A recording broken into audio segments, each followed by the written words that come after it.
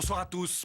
Ce sont eux qui produisent ce que nous mangeons chaque jour et donnons à nos enfants, nos viandes, nos légumes, nos œufs, notre lait, bio ou pas. Eux, ce sont les paysans suisses, vous savez, ceux de la publicité, des hommes et des femmes sains, burinés par le soleil et qui travaillent avec le sourire dans des paysages idylliques. Ce soir, nous vous présentons l'envers du décor. Pascal Robotet et Bertrand Teubet ont gratté le vernis de ces jolies pubs de supermarchés, tournées d'ailleurs en Nouvelle-Zélande, et ce qui en reste est effrayant et douloureux. En réalité, les paysans suisses sont au fond du gouffre, écrasés par le prix du lait, la politique agricole, mais aussi la solitude et souvent le divorce. Ils appellent au secours. Même le suicide, oui, le suicide n'est pas rare chez ces solides gaillards quand ils finissent par craquer. Alors regardez ce reportage, vous allez découvrir les souffrances et les larmes qui se cachent derrière chaque barquette de viande ou brique de lait dont les citadins garnissent leur caddie de supermarché. La prochaine fois que vous irez faire une petite balade au vert, vous verrez certainement d'un autre œil les paysages idylliques qui vous entourent.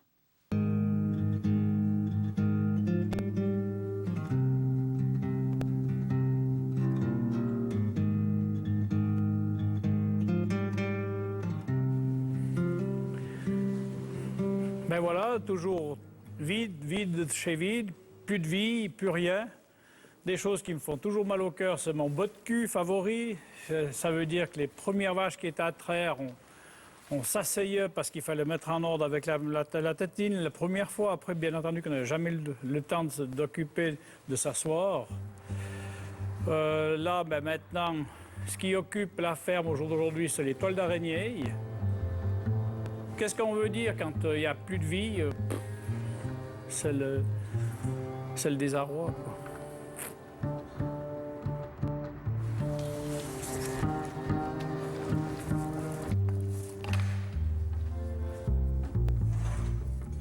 Roland Bozon est reconnu pour être un bon et un gros bosseur. Pourtant, il a décidé il y a une année d'arrêter la production du lait et de liquider son bétail. Le résultat, une ferme silencieuse et un constat désabusé. Alors voilà le local qu'on a eu beaucoup de plaisir à venir tous les jours, c'était de voir remplir notre tank. Et c'est extraordinaire parce qu'un tank comme ça, de 2000 litres, à avoir 90 centimes, on sait combien ça fait 1800 francs. Et puis un tank d'aujourd'hui à 2000 litres, à 50 centimes, ça fait 1000 francs. Alors les calculs sont vite faits. Il n'y a pas besoin d'être tant malin pour savoir que plus on traite, plus on perd. Le prix trop bas du lait payé par les centrales d'achat, c'est le gros problème, mais ce n'est pas le seul. Il y a aussi la succession. Aucun des trois fils de Roland Bozon ne s'est lancé. C'est la fin d'une longue généalogie de paysans. Ouais. Il y a quand même un gros regret de ne pas pu avoir reprendre tout ça, de ne pas avoir trouvé la solution, soit d'arrêter le lait, d'une autre solution, d'aller chercher dans tous les secteurs. Mais d'un côté, je me dis, au jour d'aujourd'hui, je n'ai plus de regrets. C'était mon rêve, d'ailleurs, ouais. J'ai essayé plusieurs, on va dire, en étant jeune, essayer bûcheron, n'importe chose, mais non, c'était l'agriculture qu'il me fallait. J'ai même essayé un peu de commerce, c'est des choses, non. Il me fallait être dehors, travailler avec la nature et puis l'agriculture en elle-même. Fabrice est désormais pompier d'aéroport. Pour son père, les vaches ne sont plus que le souvenir d'un temps heureux. Depuis, les idées noires ont fait leur chemin. Je pense que novembre et décembre 2012, arrivé à 60 ans, c'était les pires mois de ma vie, je pense. Cette coupure du bétail, j'aurais jamais pensé que ça m'aurait coûté autant. Et ouais, c'était très, très, très dur. Et je ne pensais pas que d'arrêter le bétail fasse aussi mal au fond de soi. Bien souvent, la malheur ne vient pas seule. Donc, j'ai aussi la copine qui est partie au même moment. Quand on arrive au fond, tout au fond, puis il semble qu'il y a tout qui est tout noir autour de vous, que vous ne voyez pas le bout du tunnel, qu'on ne voit pas ni une lumière, ni une petite étoile, il semble que vous êtes foutu, quoi. Donc, tu ne sers à plus rien, tu as été loupé, tu as tout foiré, quoi, finalement. Non, c'est un moment très difficile à passer. Je pense que j'ai eu un de mes petits-fils qui m'a téléphoné ce soir-là. Autrement, je pense que je ne serais pas là pour en parler. J'étais à la limite de toute adhérence possible. Ce trou du bétail qui était loin, tout en même temps, c'était affreux. On vous met un aimant et on vous arrache le cœur, c'est pareil. Ça veut dire quoi, pratiquement? Vous aviez envisagé quoi? Ah, de passer de l'autre côté, carrément. Roland est un rescapé. Il continue ses travaux d'agriculture et bosse l'été à l'alpage, Mais le lait, désormais, c'est de l'histoire ancienne.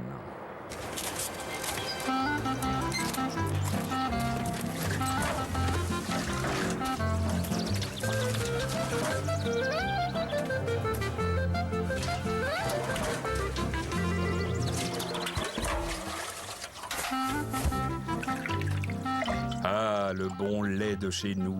Là où ça coince, c'est que cette publicité a été tournée en Nouvelle-Zélande. Normal, l'imagerie idyllique de la paysannerie n'existe plus que pour les besoins du commerce et dans les fantasmes citadins. C'est pas facile la vie de paysan parce que déjà, il faut se mettre un peu sa propre personne en arrière. C'est d'abord les vaches et puis de toute façon les vaches elles dictent le tout. Hein. Il faut les traire, c'est tous les jours, samedi, dimanche. Hein. On ne peut pas partir en week-end comme les autres personnes partent en week-end. Et c'est pas toujours facile à admettre. Voilà. Alors soit c'est vraiment on partage aussi ce rêve et puis voilà qu'on veut vraiment aussi être paysanne ou bien comme ça, mais si on vient d'un autre milieu, comme beaucoup quand il y a ces émissions des dames qui viennent de la ville, et puis ça c'est joli 2 jours, après 3 jours ils en ont marre, quoi. Alors c'est pas fait pour. Julie sait de quoi elle parle. Baloise de naissance, elle partage depuis 25 ans le quotidien de son mari. Alors vous pensez la vie et les difficultés des paysans de montagne, elle pourrait en remplir des histoires par seau entier. Tous les paysans nous le diront, qu'ils gagnent bien ou mal leur vie, ils sont tous les victimes de leur labeur. Du boulot, ils en ont plein le dos. Il y a 25 ans en arrière, on pouvait rester ici au Maya l'automne, tranquille avec nos vaches, surveiller nos vaches. Maintenant, on n'arrive plus, c'est plus possible. Il y a tellement de travail à faire que c'est plus possible. Mais pourquoi il y a plus de travail? Parce que déjà, on est moins de monde. Avant, c'était familial, tout le monde participait. Maintenant, puis on gardait moins de bétail aussi, ça c'est sûr. Alors, si on pouvait tout regrouper sur le même endroit, moi ici avant on venait avec les vaches, les génisses, les veaux, on avait tout sur place.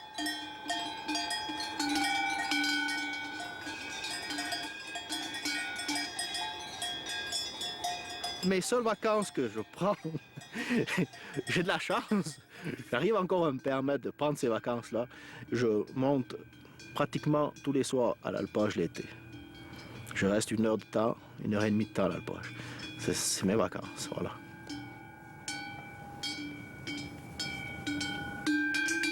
Vous vous levez à quelle heure le matin? L'hiver à 3h, 3h15. Et vous vous couchez à quelle heure? À 8h. Puis vous bossez presque toute la journée? Presque toute la journée. Je passe presque toute la journée à l'écurie. Puis vu qu'on travaille avec des errants, c'est déjà pas du tout la même chose.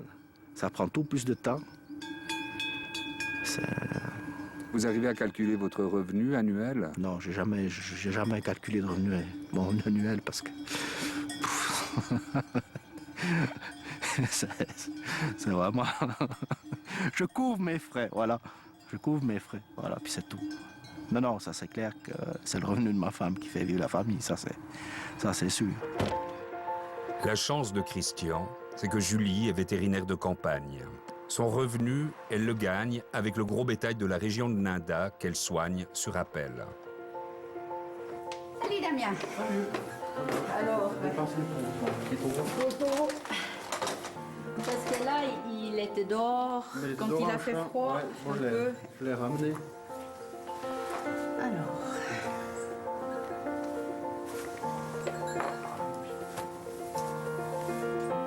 À l'instar de son taureau, Damien a quelque chose sur l'estomac, un truc difficile à digérer. La panse, elle tourne pratiquement pas. Mais les poumons sont en ordre, le cœur, il tape normalement. Alors moi, je vais juste retourner à la voiture chercher tout ce que j'ai besoin. Moi, je fais beaucoup de travaux portières avec mes machines, mais c'est de nouveau du temps, de l'investissement, et puis ça devient un peu compliqué parce que ça fait une surcharge de travail, et puis je sens actuellement que c'est beaucoup trop pour moi tout seul. Comme un peu tous les paysans, Damien a l'impression diffuse d'aller dans le mur, de ne plus être à sa place dans notre civilisation des loisirs. En cause et dans le désordre, les nouvelles directives imposées par la Confédération, le prix du lait, l'intolérance des voisins, le manque de reconnaissance et une certaine solitude.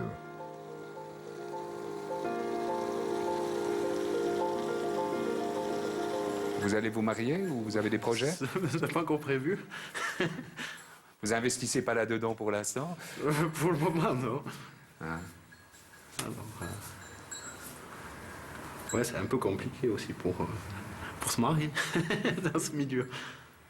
Pourquoi vous dites ça? C'est-à-dire qu'on a des revenus qui sont pas très élevés, puis quand on travaille 18 heures par jour, c'est pas forcément pour rencontrer quelqu'un. Voilà. Alors, ça, c'est en bas. Le deuxième. Bien, voilà, ouais, comme ça. Voilà. Cette fois, c'est en bas, on a entendu. On voit toujours ces belles images de la belle Suisse, toute verte et toute propre, mais on n'arrive plus. Ça, c'est une ancienne génération qui arrivait à faire ça dans l'agriculture, mais de nos jours, ça devient trop dur. Quand il y avait de la main-d'œuvre dans la ferme à l'époque. Déjà ça, il y avait de la main-d'œuvre familiale, et puis les domaines étaient plus petits à l'époque. Dans les années 80, je pense, avec 10 vaches à 13, on s'en sortait. Maintenant, c'est impossible. C'est joli, hein, les arbres, là, toutes les couleurs. C'est pas joli, mais ça c'est vraiment beaucoup boisé depuis quelques années. Ouais, c'est ça, parce qu'avant, c'était des champs ou des trucs comme ça. Moi, je sais, c'était en tout haut, là, voilà, c'était travaillé. Ils avaient des... En haut, là, où on a un bout, là, il y a des murets. C'est chaque fois ça. Alors, tu vois que c'était des prés ou des jardins ou... C'était, ce n'est plus. 1000 exploitations disparaissent chaque année en Suisse. Conséquence, les paysages se transforment. Et ceux qui les façonnent tentent de tenir le coup et de s'adapter aux nouvelles donnes fédérales, vaille que vaille. On a l'impression que l'agriculture suisse est un grand laboratoire où on servirait plus de cobayes qu'autre chose. Je pense que les personnes qui fixent ces règles, qui essayent de changer ces lois, on a l'impression qu'elles n'ont pas une vision suffisamment à long terme. On a l'impression que c'est des essais. On essaye, on va essayer ça. Ah, ça marche, 3000 exploitations de moins. On va réessayer autre chose. Ah, ça marche, 2000 exploitations de moins. On a l'impression vraiment d'être manipulé en quelque part. On se sent vraiment comme des marionnettes. On sent qu'on ne peut pas influencer. Là. On n'arrive pas à influencer la machine, comme on peut dire. On se sent pris en otage du système. Paradoxe du paysan de montagne, il travaille là où les gens de la ville viennent se reposer, dans une belle nature tip-top en ordre. Pour Jacques Delez, la nature de son travail, c'est 200 parcelles, presque toutes en location. Cette dispersion des énergies ne facilite pas les choses. Épuisé, son voisin vient de poser les plaques. Oui, il a arrêté assez brusquement. Bon, là, il y avait aussi des raisons de santé. Il n'était pas non plus très en forme. Puis, il y a aussi des raisons de santé. Mais principalement, je pense, c'est le ras-le-bol. C'est un tout, quoi.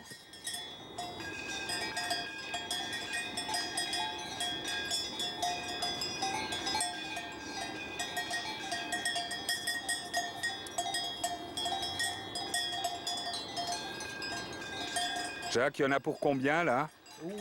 Là, il y a environ 45 litres. C'est pas beaucoup. Pas grand-chose proportionnellement à l'effort. Il faut dire qu'on est l'automne, c'est tous des bêtes qui sont en fin de lactation. Donc, c'est beaucoup moins productif. Mais vous avez d'autres bêtes ailleurs, c'est ça? J'ai d'autres bêtes ailleurs, et puis bon, c'est plus saisonnier. Chez nous, le maximum de la lactation, c'est vers février. Alors là, c'est clair que c'est pas les mêmes litres. Là, on arrive quand même à une moyenne de 25-30 litres par vache.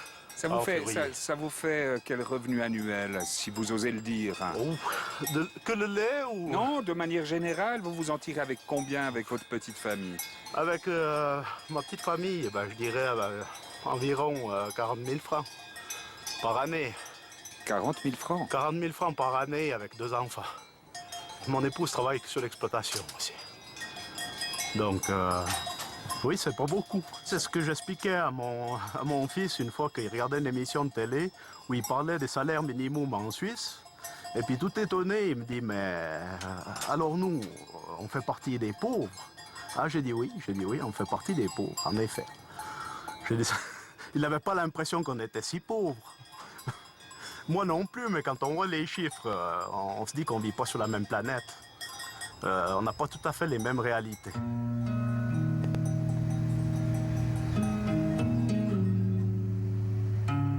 La réalité paysanne, Julie s'y confronte quand on l'appelle pour une bête malade.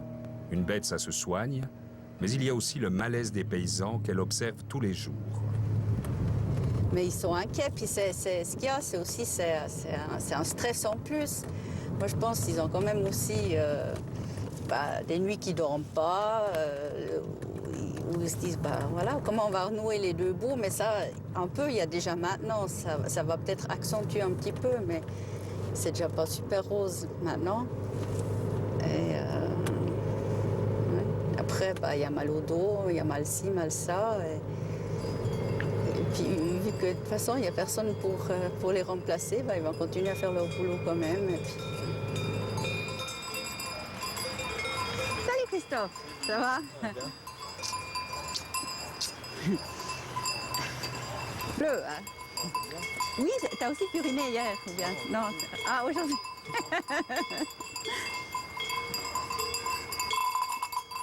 Alors ce matin, t'as pas pris la température? Même si les paysans sont des taiseux, on commence à en parler ici ou là dans le milieu. Les pressions sur l'agriculture, ça provoque de sacrées déprimes. L'idée, c'est la moitié du traitement. Et parfois, les premiers soins ne suffisent pas. En Valais, ces derniers mois, plusieurs agriculteurs se sont enlevés la vie. Bien monté. Oui, il y a quelques collègues qui sont suicidés, ouais, mais après des chiffres, je sais pas. Vous en connaissez combien qui sont suicidés vous-même? 2 ou 3 en tout cas, ouais. Des jeunes. Mais après, au niveau suisse, on est aussi le pays où il y a le plus de suicides. Alors, en Inde aussi, les paysans se suicident. Mais bon, c'est global. Je pense que l'agriculture va mal globalement. Surtout, tant qu'on est en agriculture familiale, on peut gérer, on travaille avec la terre, on travaille avec la nature. Quand il y a l'agro-business qui vient là, ils détruisent tout, ils font crever les petits, alors là, les gens sont désespérés. C'est le désespoir qui fait que les gens ils en arrivent à cet extrême-là. Mais bon, espérons que la nouvelle politique, ça ne va pas augmenter le taux de suicide chez les paysans. Non. Je peux fermer là. Bon, comme ça, elle ne peut pas en mettre. Vous avez une famille? Pour le moment, je suis célibataire. Vous avez une copine? Bon, heureusement, oui. Il y en a qui n'en ont pas, qui ne trouvent pas, c'est compliqué. Ouais, les femmes ne veulent pas facile. s'engager, non? Je ne sais pas si c'est les femmes. Non, je ne dirais pas ça comme ça. Il y en a beaucoup qui sont intéressés. Après, ouais, c'est compliqué aujourd'hui. Un domaine avec une femme, si la femme part, juridiquement, financièrement, c'est un gros souci. Alors, on a peur.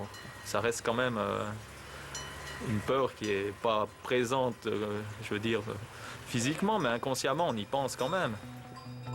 Oui, la profession est fragilisée. Il y a l'insécurité, le manque de considération, les peurs de l'homme moderne. On dit que les paysans en ont vu d'autres, qu'ils sont habitués à la dure. Il n'empêche. Ils flottent comme un air de fin d'époque dans le monde agricole. Le 52e marché concours des taureaux de la race d'Airain se déroule ce matin sur le principe d'un classement sur le ring et donc sur le principe de l'aspect extérieur sans la rupture de certains critères. À la fédération. Oui, à la fédération. Mais ici, C'est un petit concours ce matin pour la présentation annuelle des taureaux. Il faut dire que les éleveurs viennent uniquement pour la gloire. Il n'y a plus de prime au bétail. C'est pas la joie, aussi à cause de ceux qui ont craqué. En Valais, il y a eu 3-4 en tous les cas. Pour des raisons diverses, je dirais. Mais vous les connaissez tous ici Oui, oui. dans les milieux paysans? Mais c'est sûr qu'on les connaît. C'est triste d'en arriver là. Même des gens qui n'auraient pas de raison de se suicider. Dernièrement, encore un de nos amis aussi qui s'est suicidé. On n'arrive pas à comprendre des situations pareilles quand même. C'est lamentable, moi je dis qu'il faut en arriver là. Il y a de la famille derrière. Ouais. On ne sait pas où ça va aller, mais c'est triste quand même. On se trouve dans des situations par moment. Nous plus, on est au bout de la route, quoi. Mais les jeunes sont à plaindre. allô, allô. Nous attendons la catégorie numéro 3. La catégorie numéro 3, les taureaux sont attendus.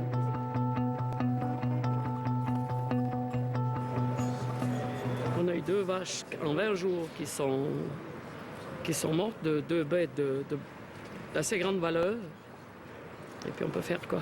Vous n'avez pas une bonne nouvelle à nous dire? Vous voulez une bonne? Eh ben moi je vais bien. À part ça. S'adapter ou disparaître. À l'image de ces paysans du Val d'Illier qui se regroupent 2 ou 3 jours par année pour faucher une zone humide sur les hauteurs de Trois-Torrents. La nouvelle politique agricole favorise désormais ce genre de travaux au détriment de la détention du bétail. Prix du travail accompli, machines comprises, 16 francs l'heure versés par les mesures compensatoires, les fameux paiements directs. L'objectif recherché par ces coupes, favoriser la repousse de nouvelles plantes.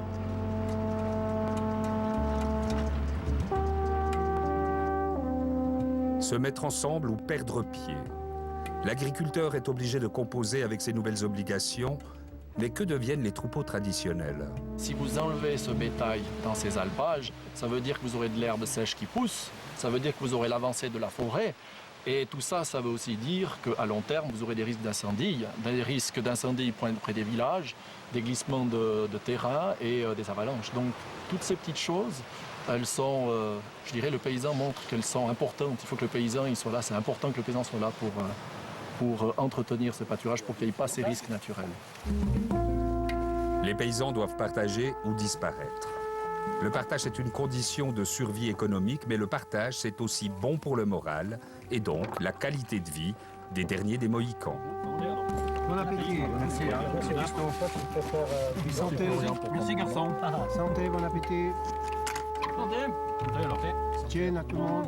Moi, je peux pas faire, j'ai mon verre qui est vide. On peut dire santé patron aujourd'hui, il est là. Ça c'est notre patron de la journée. Il n'y a pas de patron. Si on prend 50 ans en arrière, il y avait peut-être 200 agriculteurs à Trois-Torrents avec une moyenne de 5 à 6 vaches. Et aujourd'hui, il ne nous reste plus que 13 exploitations agricoles à Trois-Torrents. Donc vous voyez un peu la différence. Le lait industriel n'a pas d'avenir dans la région. Je pense qu'on ne peut pas concurrencer des exploitations de plaine qui produisent à outrance. On a quand même des conditions de montagne et puis on ne pourra jamais concurrencer des exploitations de plaine, quoi. Migros, Coop, ils font de la belle publicité sur notre dos. C'est pas la réalité des paysans aujourd'hui quand même.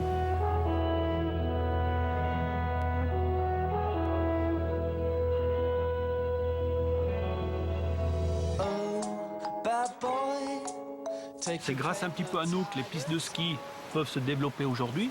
Sans bétail, sans entretien, ça serait la forêt qui serait là aussi aujourd'hui. Et aussi, donc, faut aussi dire le contraire, que nous, sans le tourisme hivernal, même estival aujourd'hui, on crée des autres sports qui existent aujourd'hui, sans ce tourisme-là, je pense qu'on serait même plus là, je pense. Et il faut rester un petit peu ensemble, se marier le tourisme, et je pense que c'est l'agriculture. Ça, c'est 2 choses qu'on arrivera encore à faire un peu ensemble. Il restera quelques passionnés, puisque pour vivre en montagne, pour vivre de ce métier, il faut quand même être passionné, être mordu. Est-ce que ce sera mieux? Est-ce que ce sera moins bien? Je ne sais pas. Peut-être qu'on aura un mandat pour entretenir ces paysages, vu qu'on est quand même tout près des remontées mécaniques, des stations. C'est important que le paysage soit beau. Voilà pour le beau paysage de chez nous, le paysage de la publicité et des offices du tourisme. Le paysage que les paysans entretiennent tant bien que mal dans tout le pays. S'ils sont payés pour ça, ils sont aussi soumis à de sérieux contrôles. Toutes les exploitations jusqu'à il y a peu devaient être contrôlées une fois tous les 10 ans. Vous avez été choisi parce qu'on ne vous a encore jamais contrôlé. C'est pour ça.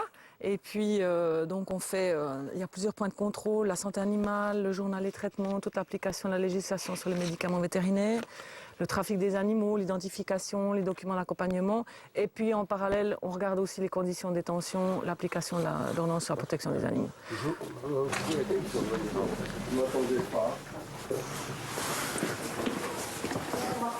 C'est beau là-bas. 2, 3. Sur la lignée, ça fait 4. Vous avez combien de vaches ici, monsieur? 31. Ah oui, c'est juste. Alors, il y en a quelques-unes qui n'ont qu'une marque à l'oreille. Je sais, mais ça tombe un petit peu comme les pives. Hein. Oui. Hein? Vous pouvez contrôler la largeur. Oui. D'accord. La longueur de couche, c'est un autre de l'autre côté. Ouais. D'accord, ouais, ok. Vous avez un stock de médicaments ici à l'écurie? On peut le voir? Vous avez des petits-enfants? Ben... Bon, vous les avez vus, mes enfants? D'accord. Non, pour pas que les enfants aillent se servir dans l'armoire, dans la pharmacie. Hein. Donc ici aussi, il manque les étiquettes. Hein. Donc ça, c'est la responsabilité du vétérinaire. On lui enverra un petit courrier. Oui, tirez quand même pas trop les oreilles. Si, on a décidé qu'on allait lui tirer les oreilles. Vous avez les prescriptions d'utilisation, bien? Ah ben, bien sûr. Il vous les a données? Ah ben, bien sûr. Où ça? Vous les avez marqués où? Ben, c'est déjà sur la bouteille, et puis il faut mélanger les deux. Oui, d'accord. Ouais, ben, c'est seulement en cas d'urgence.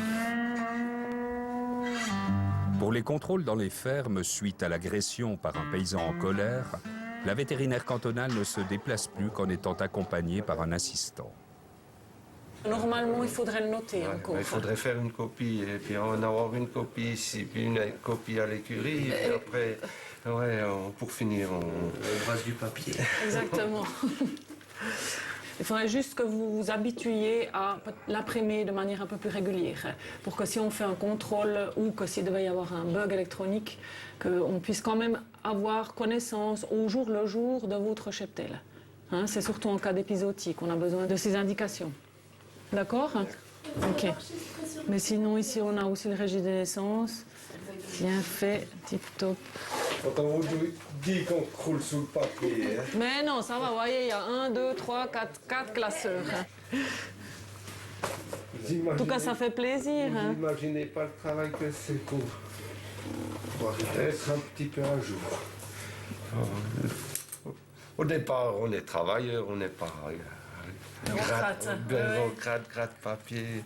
Mais vous avez votre fils qui a l'air de bien reprendre et puis suivre l'évolution. On travaillerait autant si on n'avait pas de relève. Quoi. Voilà, ça c'est sûr. Ouais.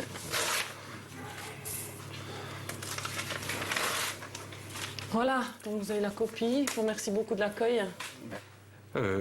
Quand on conduit une bossette de purin, on doit le marquer. Une épondeuse de fumier, on doit le marquer.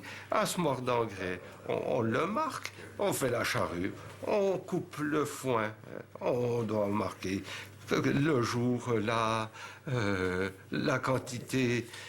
Alors, on récolte une céréale, eh ben, on doit marquer quand c'est le rendement.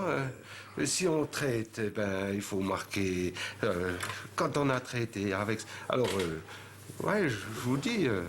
Paysan est devenu un métier aux exigences multiples, comme avec les normes de détention des animaux au centimètre près. Tous ces règlements, c'est pour mériter et toucher la manne fédérale. Soit vous faites, et puis vous êtes en ordre, et puis vous touchez vos paiements directs. Et soit vous faites pas, puis c'est un petit peu comme un lapin qu'on guide avec une carotte. Hein, c'est un petit peu venu. On n'est plus payé pour ce qu'on produit. On est payé pour être en ordre. Il y a la carotte et il y a le bâton. Hein, ah ben, ouais, puis le bâton, il n'est pas avec du miel. Hein,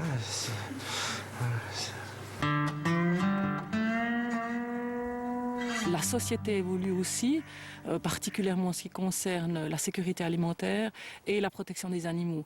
Et là, c'est une évolution de la société, c'est une place qu'a pris par exemple l'animal dans la société et l'agriculteur doit aussi suivre cette évolution qui est demandée finalement par le consommateur et par le public.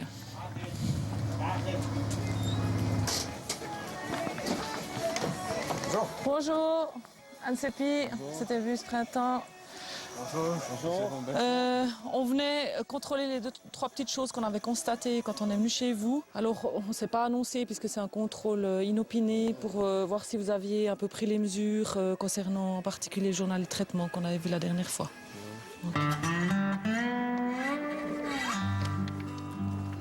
Les normes sur les denrées alimentaires doivent correspondre aux directives européennes. D'ailleurs, la contrôleuse elle-même est contrôlée par Bruxelles, qui réalise des audits sur les fichiers vétérinaires suisses. La réciproque n'existe pas, il n'y a pas de commissaire suisse qui contrôle la qualité des productions européennes. C'est comme ça. En attendant, à 1000 lieues de Bruxelles et de l'OMC, un paysan est pris en faute et ça tourne au vinaigre. On fait notre boulot comme il faut, les bêtes sont en ordre, et puis... C'est pour ça qu'on vous demande de remplir un journal de traitement. C'est votre système d'autocontrôle. Et nous, on vient contrôler si vous avez pris cette responsabilité. Visiblement, ici, elle n'est pas encore comprise. Ouais. Alors, c'est des chicaneries, vous dites, mais c'est des chicaneries pour finalement, après, garantir aux consommateurs qui mangent de la viande sans résidus médicamenteux. Moi, dans marquer, quand vous finissez une bouteille, vous devez marquer la date que vous finissez la bouteille. Mais c'est ça de tenir un inventaire. Hein? C'est quand vous avez fini une bouteille, d'ailleurs j'ai pris ici 3 bouteilles, donc une qui est périmée, ensuite il y en a une ici, il n'y a plus de prescription d'utilisation, c'est un sédatif, vous l'utilisez. Pour décorner, voilà. Et corner, ensuite ici un produit, je ne sais même pas ce que c'est, donc c'est pas possible de travailler comme ça. Vous voulez faire des remarques, M. Fraisard? Qu'on vient toujours au mauvais moment, c'est ça? Ça sert à quoi? Hein? Ça sert à Vous avez le droit de donner, vous l'avez dit en venant, je peux le marquer, il n'y a pas de problème. Hein? Ah, ça me pompe, mais allez-y, c'est parce que les bêtes sont en ordre.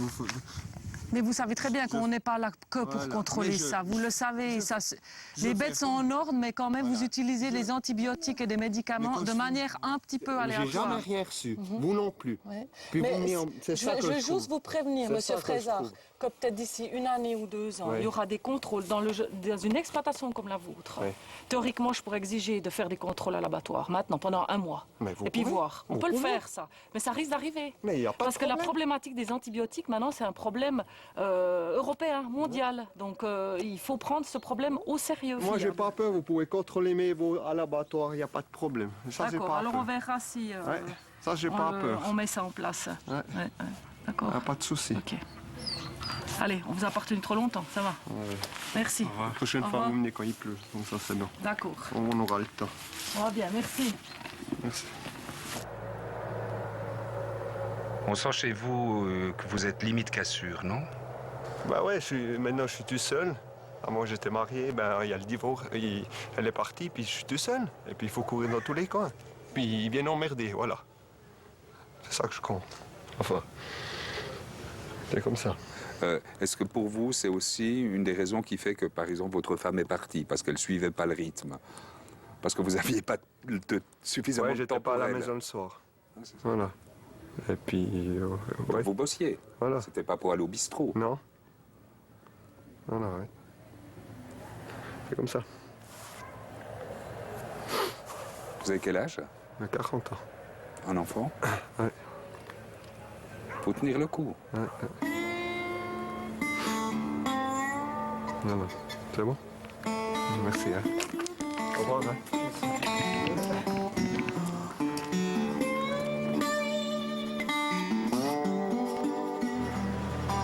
La vie à la ferme n'est pas rose tous les jours.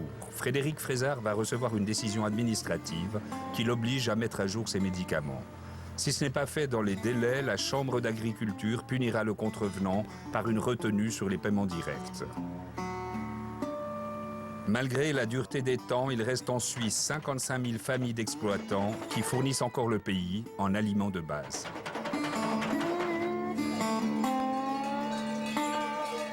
Dans ce village autrefois entièrement paysan, Richard est le dernier à produire du lait de consommation, le lait dit industriel. Ici on fait du lait puis de l'élevage. Donc vous faites grosso modo ce qu'ont fait vos pères et grands-pères? Bon, un peu plus grand. Un peu plus grand. Voilà, un peu plus de bétail. Le lait, c'est aussi les contingents aussi un peu augmentés. Et puis on a refait aussi des bâtiments, des stabulations pour se mettre aussi un petit peu aux normes, quoi. Le lait industriel maintenant était payé en tout de 50. Maintenant il a un petit peu augmenté parce qu'il manque de lait un petit peu partout. Mais maintenant, ce qui fait peur un petit peu, c'est donc cette ligne blanche, là, qui parle de cette ligne blanche. S'il vient du lait depuis les pays étrangers, ça risque de devenir catastrophique pour nous. Parce que ouais, s'il faut traire du lait en dessous de 50 centimes, ça vaut plus la peine, quoi. Votre épouse vous aide à la ferme ou elle travaille à l'extérieur? Ah ben, elle travaille à l'extérieur, maintenant elle n'est plus là. Ah, elle est carrément plus là. Elle est plus là. Ça pose un problème aussi, hein? Ça pose un problème parce que, ben voilà, moi je suis au four et puis au moulin, quoi. Bon, j'ai mon garçon qui est là, qui fait le paysan avec moi. C'est grâce à lui qu'on peut tenir, quoi. Sinon, c'est vrai que moi tout seul, c'est pas possible. C'était pas à cause de la ferme, c'était son choix à elle d'aller trouver quelqu'un d'autre. C'est bien malheureux, mais voilà. On nous laisse un peu en plan comme ça, puis moi je vais gagner ma vie, puis toi démerde-toi. Vous en avez gros sur la patate pour un producteur de lait. Exactement. Ouais. Non, puis c'est pas facile, quoi. Il faut surmonter ça, mais c'est pas évident. C'est comme ça ici et un peu partout dans l'agriculture. On a le cœur gros de voir que tout fout le camp. Le local de coulage du lait avec ses installations désuètes n'est plus en conformité. En cette fin décembre, la laiterie vit ses derniers moments.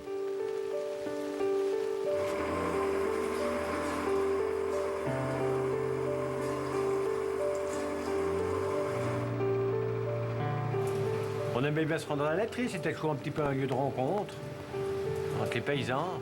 Et bien sûr qu'avant on était une quinzaine de producteurs qui livraient ici, maintenant on est encore 6, le soir 3.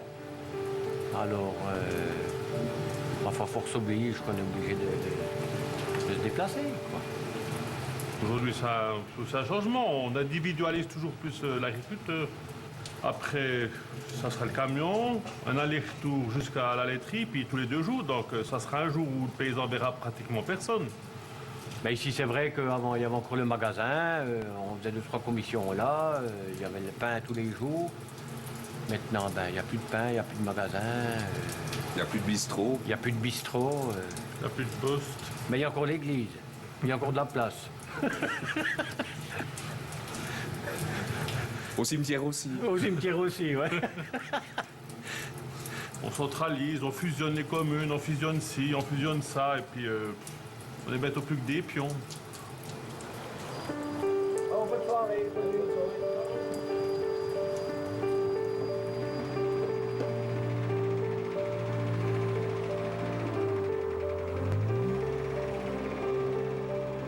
Voilà, la messe est dite.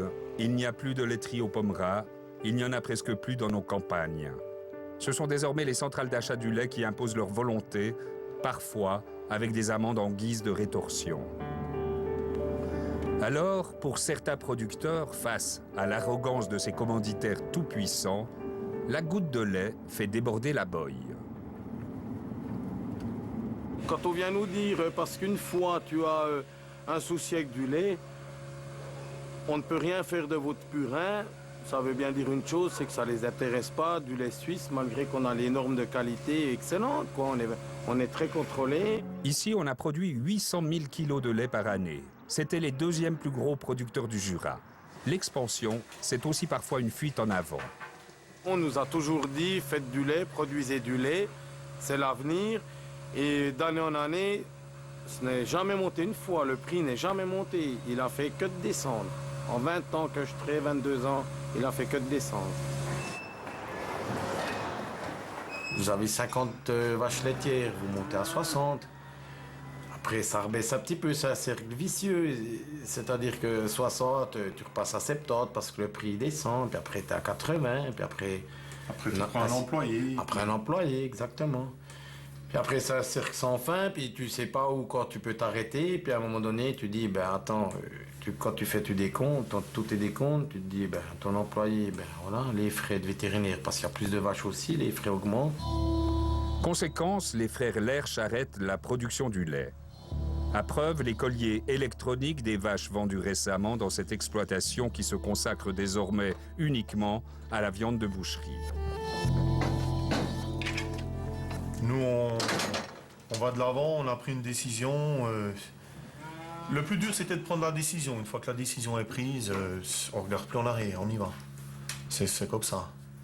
On a une entreprise, on a une branche, un secteur qui va moins bien, et ben on essaie de corriger, et puis on part dans le secteur qu'on se sent plus à l'aise, qu'on maîtrise aussi.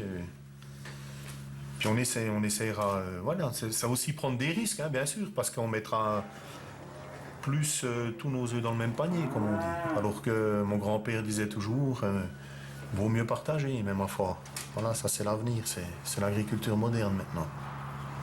Plus d'affect, en tout cas. Non, jouer à l'affectif, non, c'est fini ça. Non, ça pardonne pas. On peut pas de pitié. Il n'y a plus de pitié. Heureusement que la vie de la ferme est plus rose que ça. C'est en tout cas ce que nous racontent les publicitaires. I just wanna be okay, be okay, be okay. I just wanna be okay. I just wanna be okay, be okay. On n'a plus le temps. Tous les paysans rencontrés nous disent pareil. Le paysan nouveau est de plus en plus dépendant de ses commanditaires, qu'ils soient privés ou industriels, dépendant aussi des exigences liées au paiement direct. Il y a 20 ans en arrière, tu faisais encore les productions que tu voulais. C'est toi qui décidais ce que tu voulais faire avec tes bêtes. C'est toi qui dirigeais ton exploitation, en fait. Et puis aujourd'hui, c'est plus du tout le cas. Donc c'est eux qui nous dirigent, qui nous disent, ils nous disent pas il faut faire ci, il faut faire ça. Le problème, c'est que ils mettent un peu les primes, les paiements directs dans le sens où eux veulent aller. Et puis si toi, tu veux continuer ce métier, tu es obligé de partir dans leur direction. La femme de Martial l'a quitté il y a moins d'une année. Pour faire face aux contraintes du métier et à l'entretien de ses 4 enfants, il se retrousse les manches. Mais les journées sont longues et les soirées aussi. C'est le plus pesant, disons, parce que le jour, ma foi, t'as personne à qui discuter finalement. C'est vrai que peut-être si tu étais moins éloigné, tu n'aurais peut-être pas ce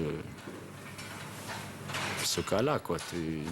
Tu as des voisins, ici on en a, mais c'est vrai qu'on ne se voit pas beaucoup et puis on ne discute pas beaucoup.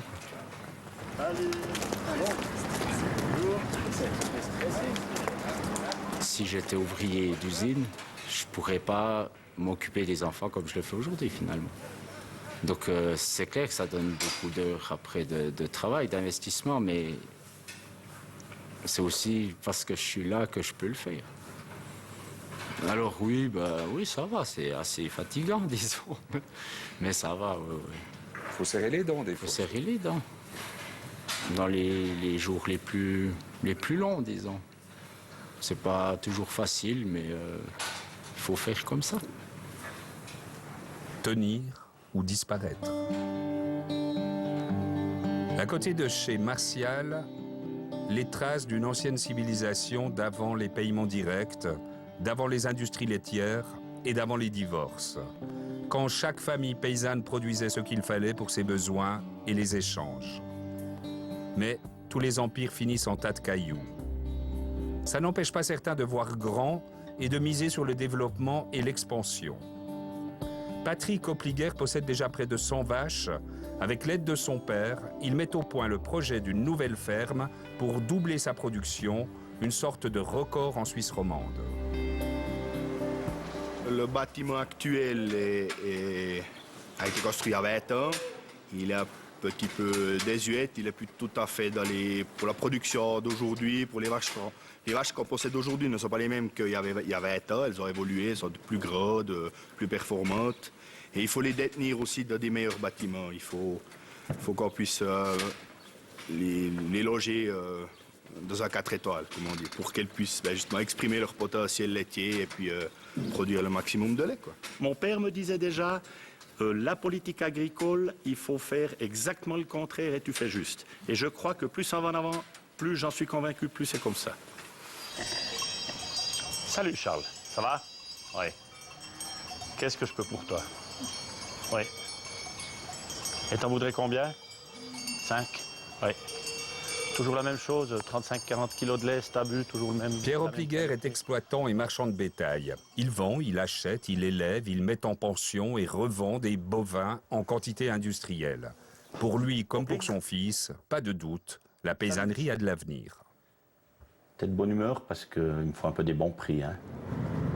La politique agricole qui est prévue maintenant pour 14-17, c'est une politique agricole qui aurait peut-être pu être mise en vigueur il y a 10 ou 15 ans quand on avait effectivement trop de produits. Actuellement, on est en manque de tout. On manque de lait, on manque de viande. La planète entière manque de denrées alimentaires. Donc on va complètement à l'opposé de la réalité. La réalité d'un marché d'élimination. Le paysan amène sa bête qui est pesée, contrôlée, mise à l'enchère, achetée par les marchands de bétail et emmenée dans les camions d'un transporteur. Destination de la plupart des bêtes, l'abattoir. Étape obligatoire pour nos entrecôtes et nos hamburgers. On leur dit toujours un peu au revoir, mais on en amène régulièrement, donc on ne peut pas se chagriner chaque fois qu'il y a une bête qui part, mais bon, c'est clair. Elle est jeune, elle a 4 ans, ça fait quand même 2 ans qu'on la traite, tous les jours, matin et soir, donc on fait toujours un petit pincement, quoi, hein, quand on aime son bétail.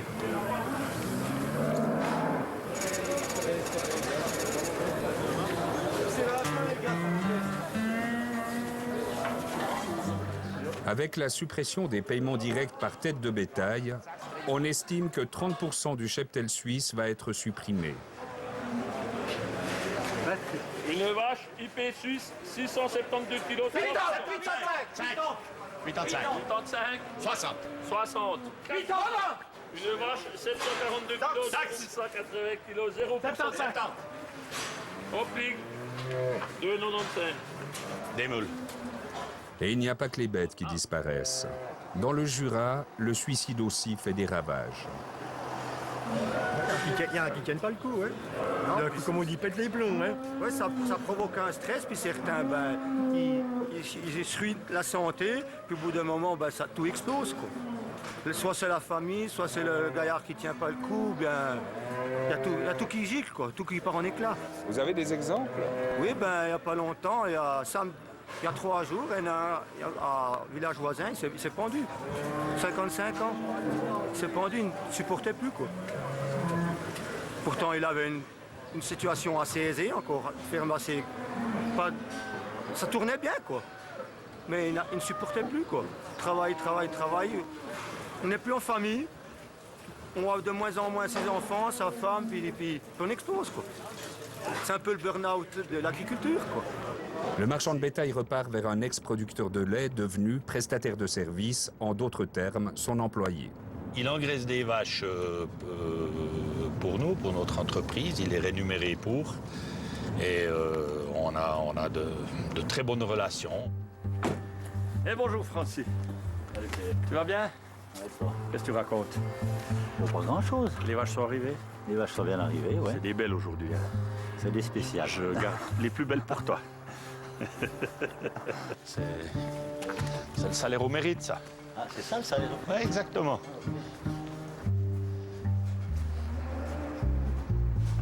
Attends, voir, Francis. Viens, cocotte. Viens.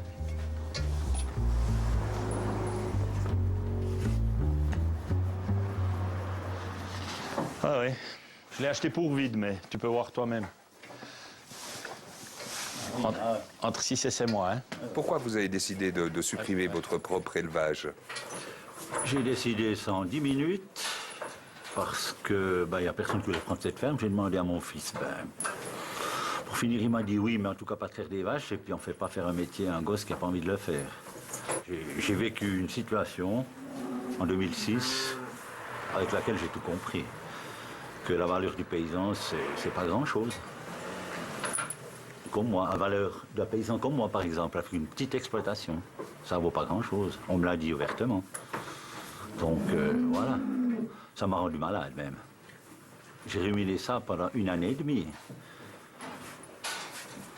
Ce que ces officiels m'ont dit, parce que je voulais construire une stabulation, je voulais profiter de l'ancien bâtiment avec un nouveau, je voulais faire tout un truc, et puis j'ai fait faire des plans, une étude, tout un commerce, et puis quand ça s'est un peu plus concrétisé, on m'a dit qu'en gros, voilà, quoi, ce qui valait quelque chose dans cette exploitation, c'était le quota laitier, le reste ne valait rien du tout.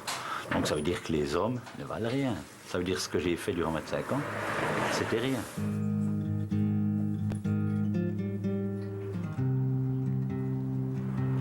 avait un tout beau drapeau suisse au départ de l'exploitation. Et j'ai toujours dit aux gens que si jamais un jour la situation tournait dans le bon sens, j'aurais changé le drapeau. Mais il tient un fil. Voilà. Ce paysan qui voulait en finir avec la vie il y a une année a pris désormais un nouvel élan et en prime une bonne pinte de bon sens. Il y a une chose qu'on peut dire, c'est qu'on peut moderniser la ferme que vous voulez. Au jour d'aujourd'hui, avec des robots de traite, vous pouvez avoir 500 vaches, vous pouvez couler 500 000 litres de lait tout seul, vous pouvez tout faire.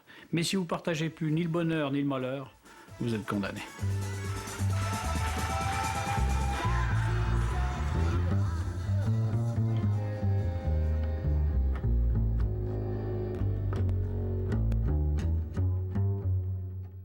Il faut rappeler qu'en ce début 2014, les paysans suisses sont mis au régime d'une nouvelle politique agricole qui prévoit de nouvelles conditions pour l'attribution des 11,2 milliards de francs de paiement direct attribués dans les 4 prochaines années. Plus de compétitivité, de biodiversité, de qualité du paysage seront les mots-clés pour recevoir la manne fédérale. Excellente soirée à vous tous, très belle semaine et à bientôt.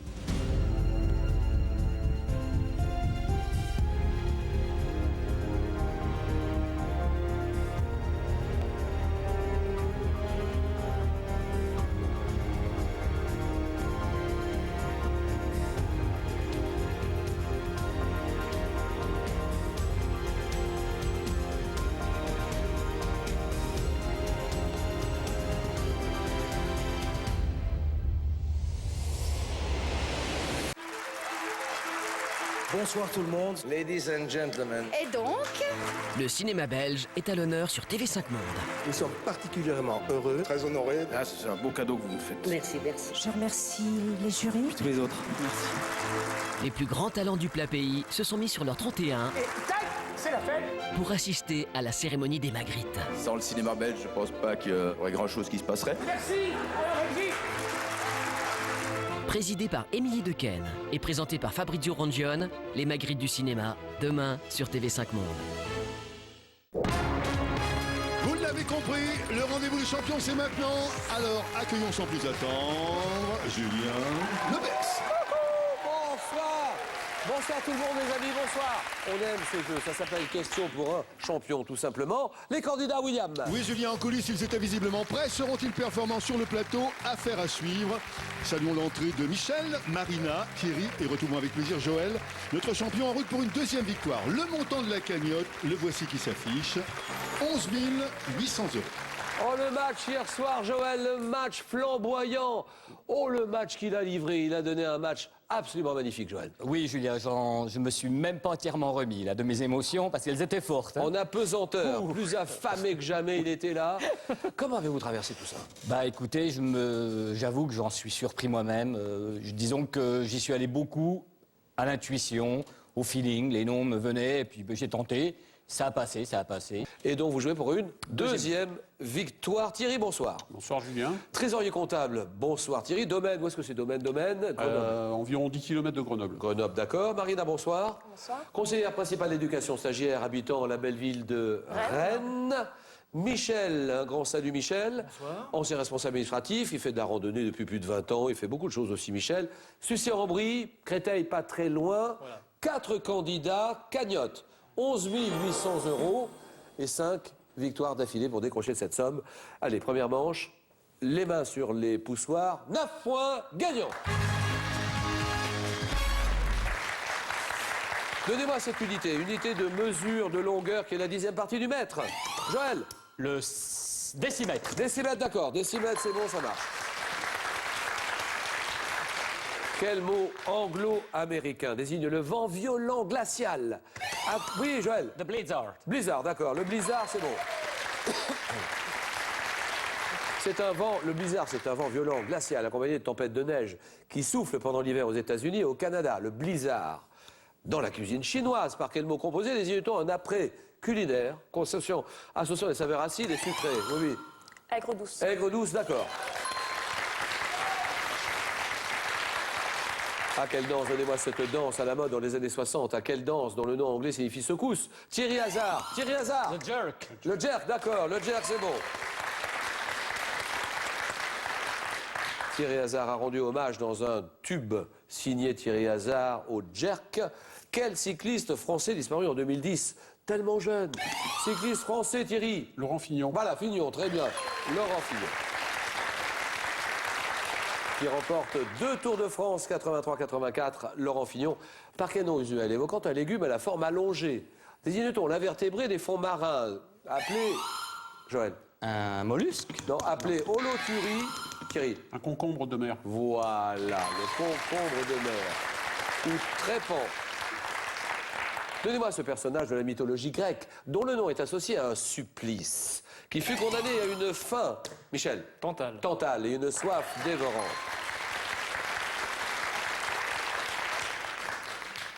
Nous sommes le 28 janvier 24. Tibet. Joël. Alexandra David Neal. Enfin, je sais pas. C'est non. Ah. Dans quelle ville du Tibet l'exploratrice française Alexandra Marina? Lhasa. Lhasa. Très bien, elle l'a dit. Elle a dit Lhasa. Dans quelle ville du Tibet l'exploratrice française Alexandra David Neal est-elle la première européenne à pénétrer? 28 janvier 24. En art, comment appelle-t-on l'inauguration privée d'une exposition de peinture, Thierry? Ah, vous l'avez, c'est Joël. Il ne l'a pas. Michel. Vernissage. Bien sûr. Metteur en scène. Alors là, voilà les mises en scène intelligentes signées ce monsieur. Mais qui est-il? Nous sommes en 2013, un metteur en scène qui dirige sa femme, Emmanuel Seigné, Mathieu Almaric. Oui, Mathieu Almaric, Marina.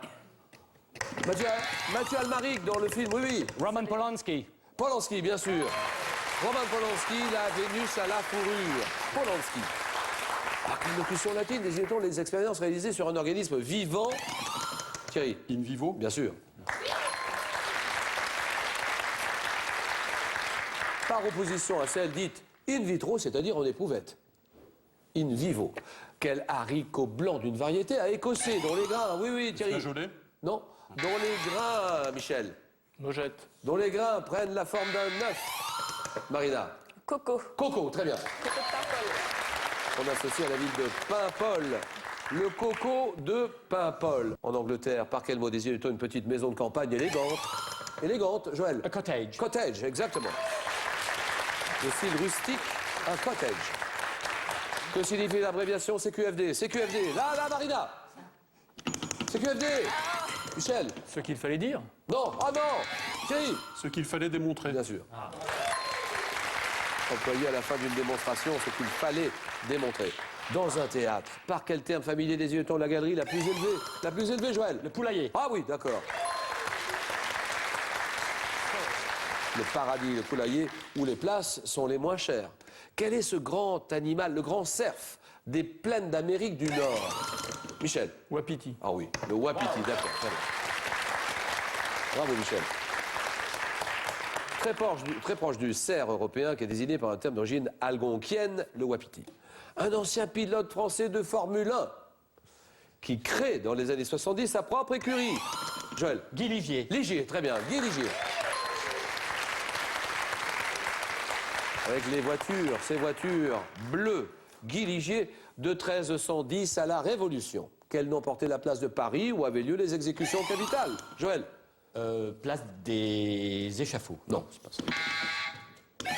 Thierry. Place de Grève. Oui, la place de Grève, d'accord. Dans une BD pour enfants créée en 77, quel jeune garçon fait des bêtises avec sa petite sœur Nana dans le restaurant? Marina. Tom Tom. Tom Tom, à la bonne fourchette, tenu par leurs parents.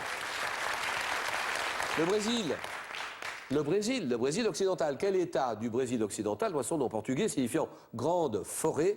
On fait qu'il s'agit, Joël. Le Grande Rio. Il s'agit d'un ancien pays de forêt. Oui, Michel. Mato Grosso. Mato Grosso et de brousse, bien sûr. Selon un dicton, pour quel saint fêter le 8 juin? Dit-on que s'il pleut ce jour-là, il pleuvra 40 jours plus tard. Michel. Saint-Médard. Saint-Médard, bien sûr. En 97, pour quel film Juliette Binoche incarne-t-elle une infirmière qui se retrouve au chevet d'un pilote d'avion? Marina. Patient anglais. Patient anglais, voilà, le patient anglais. En médecine, Quelle zone comprise entre deux neurones permet la transmission des informations de l'un à l'autre? Oui, oui. Synapse. Synapse, très bien. La synapse. Quel adjectif désigne une tendance de l'art contemporain représentée notamment par Joseph Kosuth, qui fait primer l'idée sur la réalité matérielle de l'œuvre? Marina. L'art conceptuel? Bravo. L'art conceptuel.